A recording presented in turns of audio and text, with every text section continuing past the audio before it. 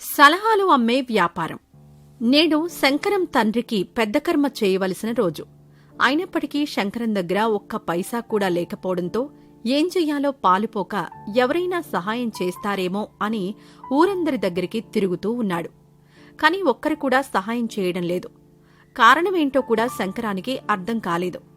ఊరి పెద్ద నరసింహం దగ్గరికి వెళ్లాడు. యారా శంకరం, మీ నాన్న పేరుకి పండితుడైనా కనీసం ఒక్కనాడైనా తన గురించి కాని తన కుటుంబం గురించి కాని ఆలోచించాడా? ఎంతసేపు ఎవరికి సహాయం చేద్దామా అని ఆలోచించాడు. చివరికి చూడు, ఆయన పెద్ద కర్మ చేయడానికి ఎవరూ సహాయం చేయడానికి ముందుకు రావడం లేదు. మనకి పైసా ఇవ్వని సహాయం ఎందుకురా? అది సరే, ఇంతకీ నువ్వెందుకొచ్చావో చెప్పలేదు. అయ్యా, మా నాన్న ఎలాంటివారో మీకు బాగా తెలుసు. ఆయన చేసిన సహాయాలు సేవలు మీకు తెలియనివి కావు. ఊరందరికీ మేలు చేయడంలో నిమగ్నమైన ఆయన ఇంటిని మరిచిపోయారు. ఇంటి పరిస్థితులేంటో కూడా ఆయనకు తెలియదు. చివరకు ఆయన కర్మలకి కూడా ఇంట్లో చిల్లి గవ్వాలేదు. కాని వాటిని పూర్తి చేయవలసిన బాధ్యత కొడుకుగా నా పైన ఉంది కాబట్టి మిమ్మల్ని కాస్త ఆర్థిక సహాయం అడగడానికొచ్చాను. వచ్చే 3 నెలల్లో ఎలాగోలా మీ అప్పు తీరుస్తాను. పాండిత్యానికి పౌరోహిత్యానికి వచ్చే అర్ధాణాలతో నువ్వెప్పుడు అప్పు తీర్చగలగాలి? ఒకవేళ నువ్వన్నట్టు 3 నెలల్లో అప్పు తీర్చలేకపోతే నా దగ్గర గుమాస్తాగా పనిచేస్తాని ఒప్పుకో, అప్పుడిస్తా నీకు డబ్బులు. ముందు తన తండ్రి కార్యక్రమాలు జరిపించాలన్న ఆలోచనతో శంకరం నరసింహం పెట్టిన షరతులకు ఒప్పుకొని డబ్బు తీసుకుంటాడు. నరసింహం దగ్గర తీసుకున్న డబ్బులతో తండ్రి కార్యక్రమాలు జరిపిస్తాడు శంకరం. కార్యక్రమాలన్నీ పూర్తయిన తరువాత ఇంట్లో కూర్చుని తన భార్యతో మాట్లాడుతూ ఉంటాడు శంకరం. ఆ నరసింహం దగ్గర అప్పు తీసుకుని కార్యక్రమాలు పూర్తి చేయడం బాగానే ఉంది, కానీ ఆ అప్పు తీర్చకపోతే నరసింహం తన దగ్గర మిమ్మల్ని గుమ్మస్తాగా పనిచేయమని చెప్పాడు. అది ఆలోచిస్తూనే భయంగా ఉందండి. మనకంటూ ఆస్తులు ఏవీ లేవు. కేవలం మీరు చదువుకున్న చదువు తప్ప ఇంకేమీ లేవు. చదువుకున్న చదువుకు సరైన ఉద్యోగం దొరుకుతుందా అంటే అది కూడా లేదు. వడ్డీలకి డబ్బులిచ్చిన వాళ్ళు, దారిదోపిడీ చేసిన వాళ్ళు బాగుపడుతున్నారు. కాని మనలా చదువుకున్న వాళ్ళు ఇలా ఏమీ లేని వాళ్ళలా మిగిలిపోతున్నారు. చింతపడుకు పార్వతి, నేనే ఏదో ఒకటి చేస్తాను అని చెప్పి ఊరిలోకి వెళ్తాడు శంకరం. అలా శంకరం వెళ్తుండగా రామయ్య, వీరయ్య గొడవ పడుతూ కనిపిస్తారు. వాళ్లు గొడవ పడుతుంటే శంకరం అక్కడుండి గమనిస్తూ ఉంటాడు. శంకరం గమనించడం చూసిన రామయ్య శంకరం దగ్గరికొచ్చి, అయ్యా, మీరు పెద్ద చదువులు చదివినవాళ్లు. ఈ సమస్యకి పరిష్కారం మీరైనా చెప్పగలరేమో? సరే, ముందు మీ సమస్య ఏంటో చెప్పండి. అయ్యా, వీరయ్య నా స్నేహితుడు. వాడికి డబ్బులు అవసరం ఉందని నన్నడిగితే నేను నరసింహం దగ్గరికి తీసుకుని వెళ్లాను. నరసింహానికి వీరయ్య పెద్దగా పరిచయం లేకపోవడంతో నా పేరు మీద వీరయ్యకి అప్పిచ్చాడు. తరువాత కొన్నాళ్లకి వీరయ్యకి డబ్బులొచ్చాక నాకు తెలియకుండా నరసింహానికిచ్చి అప్పు తీర్చేశాడు. అప్పు తీర్చడం మంచిదే కదా, దీంట్లో మీ సమస్య ఏంటి? అక్కడే అసలు సమస్య మొదలైందయ్యా. అదేంటంటే, నేనే నేరుగా నరసింహానికి డబ్బులిచ్చాను. కాని నరసింహం ఆ డబ్బులు తీసుకుని రామయ్య డబ్బులు ఇవ్వలేదని రామయ్యని అడగడం మొదలుపెట్టాడు. రామయ్య డబ్బులిస్తే కాని తన పొలం తనకివ్వను అని పొలంలో తెస్టేసుకుని కూర్చున్నాడు. ఏం చెయ్యాలో అర్థం కావడం లేదు. మాకు మాటలు పెరుగుతున్నాయి తప్ప ఈ సమస్యకి పరిష్కారం దొరకడం లేదు. సరే, రేపు ఉదయాన్నే మా ఇంటికి రండి, దీనికి పరిష్కారం చెప్తాను అని చెప్పి అక్కడ్నుంచి వెళ్లిపోతాడు శంకరం. ఇంటికి వెళ్లగానే తన భార్యని గట్టిగా పిలిచి, పార్వతి, నాకొక వ్యాపారం ఆలోచనొచ్చింది. రేపట్నుంచి మన వ్యాపారం మొదలవబోతోంది అని సంతోషంగా చెప్తాడు. ఉదయానికల్లా సలహాల వ్యాపారం అని పేరు రాసి తన ఇంటి ముందు పెట్టుకుంటాడు శంకరం. కాసేపటికి రామయ్య, వీరయ్య అక్కడికొస్తారు. వీరయ్య, మీ సమస్యకి పరిష్కారం ఆలోచించాను. అదేంటంటే, నువ్వు నరసింహానికి డబ్బులిస్తుంటే చూసిన వాళ్ళెవరైనా ఉన్నారా? ఎవరూ లేరయ్యా. అయితే నువ్వు నరసింహ ఇంటికి వెళ్ళి ఇన్ని ముందు కుర్చీ వేసుకుని ఇంట్లోకి ఎవరినీ వెళ్లనివ్వకుండా అడ్డుగా కూర్చో. నరసింహ వచ్చి అడిగితే ఊరి పెద్ద వస్తేనే మాట్లాడతా అని చెప్పు. ఊరి పెద్దతో నేనేం మాట్లాడాలి బాబూ? అది నేను చూసుకుంటాలే కాని ముందు నువ్వెళ్ళు అని అనగానే శంకరం చెప్పినట్టుగానే వీరయ్య వెళ్లి నరసింహం ఇంటి ముందు కుర్చీ వేసుకుని కూర్చొని ఎవరినీ లోపలికి రానివ్వకుండా అడ్డుకుంటాడు. అది తెలుసుకున్న నరసింహం వచ్చి వీరయ్యని మందలించగా ఊరి పెద్దని తీసుకొస్తేనే మాట్లాడతానని చెప్తాడు. నరసింహం హుటాహుటిన ఊరి పెద్ద దగ్గరికి వెళ్తాడు. ఇదిలా జరుగుతూ ఉండగా శంకరం రామయ్యకి చెవిలో ఏదో చెప్పి పంపిస్తాడు. ఊరి పెద్ద నరసింహం ఇంటికొచ్చేసరికి రామయ్య అక్కడికి చేరుకుంటాడు. వీరయ్య, ఏంటి నువ్వు చేస్తున్న పని? వాళ్ళింట్లోకి వాళ్ళని వెళ్లనివ్వకుండా నీ దౌర్జన్యం ఏంటి? అని అనగానే వీరయ్య జరిగిందంతా చెప్తాడు. నువ్వు నరసింహానికి డబ్బిచ్చావని చెప్పడానికి సాక్ష్యం ఏముందో చెప్పు. అయ్యా, నేనే సాక్ష్యం. నా ముందే వీరయ్య నరసింహానికి 10,000 రూపాయలివ్వడం నేను చూశాను. 10,000? అన్యాయం, అబద్ధం. వీరయ్య నాకిచ్చింది కేవలం 1,000 రూపాయలు మాత్రమే. అంటే వీరయ్య నీకు డబ్బులిచ్చిన తర్వాత కూడా నువ్వివ్వలేదని అబద్ధం చెప్తున్నావన్నమాట. దీనికి నీకు శిక్ష ఏంటో తెలుసా? అయ్యా, బుద్ధి గడ్డి తిని ఇలాంటి పొరపాటు చేశాను. ఇంకెప్పుడు ఇలాంటి పొరపాటు చేయను. నన్ను క్షమించి వదిలేయండయ్యా అని ఊరి పెద్దని బ్రతిమలాడుకుంటాడు నరసింహం. వీరయ్య రామయ్య కలిసి చేసిన పని చూసి ఊరి పెద్దకి ఆశ్చర్యమేస్తుంది.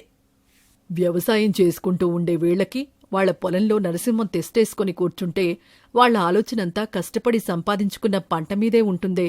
కాని ఇంత ధైర్యంగా నరసింహం ఇంటికొచ్చి దౌర్జన్యం చేసే ఆలోచన ఉండదు. దీని వెనక ఎవరో ఉన్నారు అని అనుకుని రామయ్యని వీరయ్యని పిలిచి అడుగుతాడు ఊరి పెద్ద. వాళ్లు ఇలా చేయడానికి కారణం శంకరమని వాళ్ళిద్దరూ ఊరి పెద్దకు చెప్తారు. వెంటనే ఊరి పెద్ద శంకరం దగ్గరికి వెళ్లి, భలే గట్టోడివయ్యా శంకరం. ఊరందరినీ వడ్డీలతో వణికించే నరసింహానికే 3 చెరువుల నీళ్లు తాగించావు. నీ తెలివి అమోఘం. నా తెలివే నా వ్యాపారమయ్యా. ఈ సలహా వాళ్ళకిచ్చినందుకు గాను ఇరువురి దగ్గర 2 రూపాయలు తీసుకున్నాను. ఈ రోజునుంచి ఇదే నా వ్యాపారం అని చెప్తాడు. తెలివుంటే ఎలాగైనా బ్రతకగలమని నిరూపించావయ్యా. ఈరోజు నువ్విచ్చిన సలహా వల్లే నాకు సమస్య తీర్చడం సులువైంది. ఊరి పెద్దగా నా ముందుకు రోజూ ఇలాంటి సమస్యలు వస్తూనే ఉంటాయి. నువ్వు నాకు నీ సలహాలు అమ్ముతావా? అయ్యో, తప్పకుండా ఇస్తానయ్యా అని చెప్తాడు శంకరం. ఆ రోజు నుంచి ఊరి పెద్దకు సలహాలు ఇవ్వడమే కాకుండా ఊరిలో ఎవరైనా సమస్య అని వస్తే వారికి తగిన సలహాలిస్తూ వారి దగ్గర కొంత డబ్బుని తీసుకుంటూ ఉంటాడు శంకరం. అలా కొద్ది రోజుల్లోనే నరసింహానికి ఇవ్వాల్సిన డబ్బులు సంపాదించి అతనికిచ్చేసి తన సలహాల వ్యాపారాన్ని సక్రమంగా కొనసాగిస్తూ కుటుంబాన్ని సంతోషంగా చూసుకుంటూ ఉంటాడు శంకరం.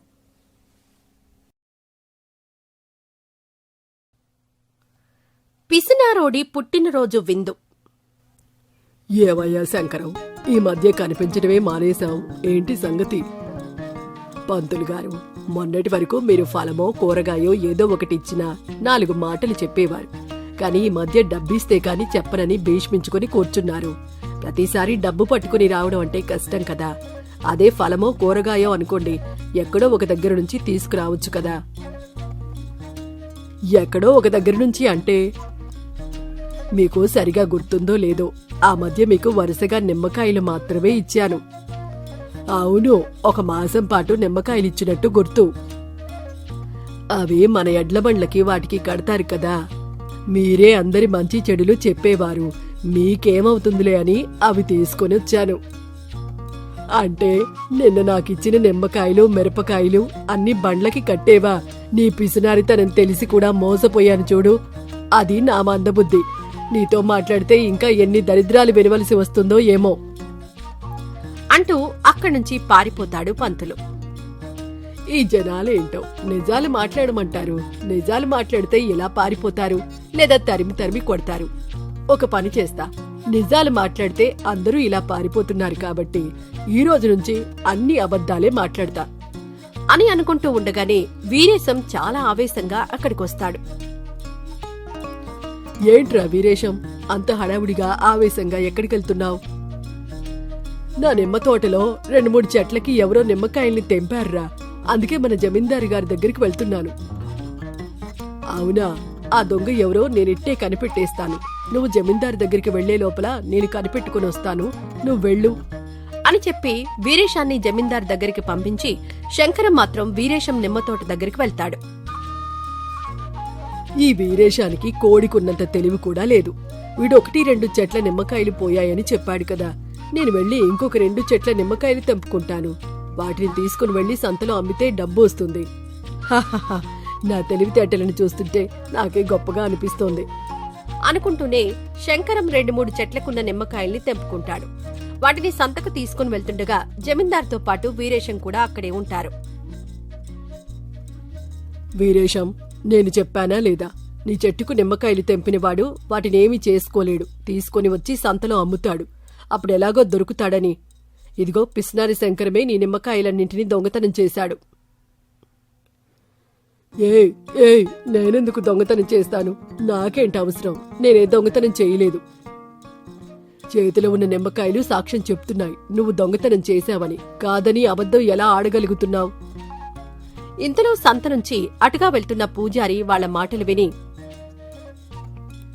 రే శంకరం, నీ పిసినారి బుద్ధిని ఇంకా కొనసాగిస్తూనే ఉన్నావా? జమీందారు గారు నాకు కొద్ది రోజుల క్రితం వరకు రోజూ నిమ్మకాయలిచ్చి దినఫలాలు చెప్పించుకునేవాడు. ఆ నిమ్మకాయలన్నీ ఈ వీరేశం తోటలో ఏమోనని నాకు అనుమానం. ఆ దొంగ కూడా ఇతగాడేనేమో. ఇదేంటి, నేను అబద్ధాలు ఆడాలని నిర్ణయించుకున్నాను కదా, కానీ నేను నిజాలు మాట్లాడుతున్నానేంటి? ఇప్పుడు నేను దొంగతనం చేశానని అబద్ధం చెప్పానంటే అందరూ కలిసి కుక్కని కొట్టినట్టు కొడతారు. లేదా చేయలేదు అన్న చేతిలో ఉన్న నిజాన్ని చూసి ఎవరూ కూడా నమ్మరు. ఇప్పుడు ఏం చెయ్యాలబ్బా అని ఆలోచిస్తుండగా అతనికి ఒక ఆలోచన తడుతుంది. అయ్యా అయ్యా, కాస్త మీ ఆవేశాన్ని పక్కన పెట్టండి. ఈరోజు నా పుట్టినరోజు. ఈరోజు నేను దొంగతనాలు ఎందుకు చేస్తాను? ప్రమాణపూర్తిగా ఇవన్నీ నా ఇంట్లో చెట్టుకు కాసిన నిమ్మకాయలు. ఏంటి, ఈరోజు నీ పుట్టినరోజా? సరే, ఈరోజు నువ్వు తప్పు చేసి ఉండవని నేను నమ్ముతున్నాను. ఒక పని చేద్దాం శంకరం, ఈరోజు నీ పుట్టినరోజు కాబట్టి మేమందరం మీ ఇంటికొస్తాం. నువ్వెలాగో విందు ఏర్పాటు చేస్తావని తెలుసులే. ఏంటి, ఒప్పుకుంటున్నావు కదా? ఏంటి, వచ్చే వాళ్ళందరికీ విందు ఏర్పాటు చేయాలా? అమ్మదేవుడా, నేను తినాలంటేనే ఈ పూట వద్దు ఇంకొక పూట అంటూ పూటలు గడిపేస్తుంటాను. నా కడుపుకు తిండి తినడానికే నాకు ఖర్చు ఎందుకు అనిపిస్తుంది. ఇంతమందికి భోజనాలంటే నా ప్రాణాలే పోతాయేమో దేవుడా అని శంకరం ఆలోచిస్తూ ఉండగా జమీందారు శంకరాన్ని కదిలించి, ఏమయ్యా శంకరం, విందు ఎంత ఘనంగా చెయ్యాలని ఆలోచిస్తున్నావా? అంత హడావుడి ఏమొద్దులే శంకరం, మామూలుగానే విందు ఏర్పాటు చేయి చాలు. ఒక 5-6 రకాల కూరలు, 2-3 రకాల పచ్చళ్ళు, ఒక 4 రకాల రసాలు సరిపోతాయిలే. శంకరం, నీకు మా మీదున్న అభిమానంతో ఎక్కువేం చెయ్యకు, సరేనా? చాలా అయ్యా, మీరు చెప్పిన వంటలన్నీ నా జీవిత కాలానికి సరిపోతాయి తెలుసా? బాలేవాడివే శంకరం, భలే సరదా మనిషివయ్యా, నువ్వు ఏర్పాట్లు చూసుకోపో అని శంకరం చెప్తున్నా మాట్లాడకుండా వినకుండా పంపించేస్తాడు జమీందారు. శంకరం ఇంటికి వెళ్లి ఏం చేయాలో పాలుపోక కంగారు పడుతూ ఉంటాడు. అలా ఆలోచిస్తూ ఉండగానే సాయంత్రం అవుతుంది. దోమలు విపరీతంగా కుడుతూ ఉండడంతో వేపాకులతో పొగ వేసుకుంటూ ఉండగా ఊరిలో కొందరు శంకరం ఇంటికొస్తారు. శంకరం, భలే మసాలా వాసనలొస్తున్నాయి. మా కోసం వంటలు బాగా ఏర్పాటు చేసినట్టున్నావే. అయ్యా, అది మసాలా వాసనే కాదు, దోమల కోసం వేసిన పొగ. చమత్కారివయ్యా శంకరం, అందరికీ ఆకలేస్తుంది. నీ పుట్టినరోజు విందు ఏర్పాటు చేస్తే కడుపు నిండా తినేసి వెళ్లిపోతాం. వీళ్లేమో విందంటారు, నాకేమో గింజ బయటకు తీయాలంటే కూడా ప్రాణం ఒప్పుకోవడం లేదు. ఎలాగరా దేవుడా, ఇప్పుడు వీళ్ళకి సమాధానం ఎలా చెప్పుకోవాలో ఏమో. వీళ్ళందరికీ పెట్టాలంటే నా 2 సంవత్సరాల ఆహారం పెట్టాలేమో. లేదు కాదు అందామంటే పరువు పోయేలా ఉంది. ఇప్పటికే ఊరందరూ నా పొదుపుని పిసినారితనంగా అనుకుంటున్నారు. ఇక ఇంటికి వచ్చిన వాళ్ళకి విందు కూడా ఏర్పాటు చేయలేదని తెలిస్తే ఎవరు ఎంగిలి చేత్తో కూడా నన్ను దూరంగా పొమ్మని సైగ చెయ్యరు. ఎలాగా అని ఆలోచిస్తుండగా శంకరానికి ఒక ఆలోచన తడుతుంది. వెంటనే వెళ్లి తన ఒక్కడి కోసం క్రితం రోజు వండుకున్న వంటలన్నీ తీసుకుని వచ్చి వాళ్ల ముందు పెడతాడు. అయ్యా, మీ ముందు ఒక నిజం చెప్పాలని అనుకుంటున్నాను. నాకు వంట చేయడం చేత కాదు. అందుకే మీ అందరి దగ్గర ఏదో ఒకటి చేసి ఎలాగోలా తినాలని చూస్తాను. దాన్ని మీరు పిసినారితనం అనుకున్నా నాకు ఇబ్బంది ఉండేది కాదు. ఎందుకంటే నా ఆత్మారాముణ్ణి చల్లబరుస్తాడు కాబట్టి. ఇప్పుడు మీరింతమంది వచ్చేసరికి నాకు కాస్త ఇబ్బందిగా ఉంది. అందుకే మిమ్మల్ని వెళ్ళమని చెప్తున్నాను. ఈ దెబ్బతో వీళ్ళందరూ నిరాశగా ఇంటికి వెళ్తుంటే నేనెంతో ఆనందంగా ఉంటాను అని లోలోపల అనుకుంటూ సంబరపడిపోతుంటారు. శంకరం, నీ బాధ మాకు అర్థమైంది. మేమందరం నిన్ను పిసినారివాడు అనుకుంటున్నా నువ్వు మాత్రం ఏమీ పట్టించుకోకుండా నీ ఆకలి కోసం చూసుకున్నావంటే ఇన్ని రోజులు నువ్వు ఆకలికి ఎంత ఇబ్బంది పడుతున్నావో మాకు అర్థమైంది. ఈరోజు నీ పుట్టినరోజు సందర్భంగా మేమే నీకు విందు ఇవ్వాలని అనుకుంటున్నాం, సరేనా? నా చేతికి పని అంటకుండా మీరేది చెప్పినా నేను ఒప్పుకుంటానయ్యా. నాకే అభ్యంతరం లేదు. ఒరే సూరయ్య, మారయ్య, మన కోసం శంకరం ఎంతలా బాధపడుతుంటే వంట తెలిసిన మీరే చూస్తూ ఉంటే ఎలారా? మొదలెట్టండి అని అనగానే మారయ్య, సూరయ్య మాత్రమే కాకుండా ఊరందరూ కలిసి శంకరం ఇంట్లోనే ఊరందరికీ భోజనాలు సిద్ధం చేస్తూ ఉంటారు. శంకరం ఎప్పటినుంచో తిని తినక గల్లాపెట్టెలో దాచుకున్న డబ్బును కూడా తీసుకుని వాళ్లకి కావలసిన సామాన్లు తీసుకునొస్తుంటే పిసినారి శంకరం కళ్ళలో నీళ్లు రావడమే తప్ప నోటి నుంచి మాట కూడా రావడం లేదు. మనిషి అంటే ఇలా ఉండాలిరా. శంకరాన్ని చూసి మీరందరూ నేర్చుకోవాలి తెలుసా? లేదంటే మన కోసం మనం వంట చేసుకుంటూ ఉంటే ఆయన కళ్ళలో ఆనంద బాష్పాలు చూస్తుంటే అర్థం కావడం లేదా మీకు అతను ఎంత సంతోషిస్తున్నాడో?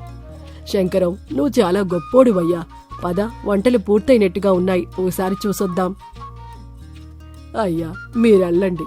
అంత పెద్ద పాత్రల్లో అన్ని రకాల వంటలు చూస్తే అదంతా నా డబ్బుతోనే అని తెలిస్తే నా గుండె పగిలిపోతుంది. మీరు వెళ్ళి జాగ్రత్తగా చూడండి. నేనిక్కడే బాధపడుతూ ఉంటాను. అదే ఆనంద బాష్పాలని రాలుస్తూ ఉంటాను అని ఏడుస్తూ తలపై చేతులు పెట్టుకు కూర్చుంటాడు శంకరం.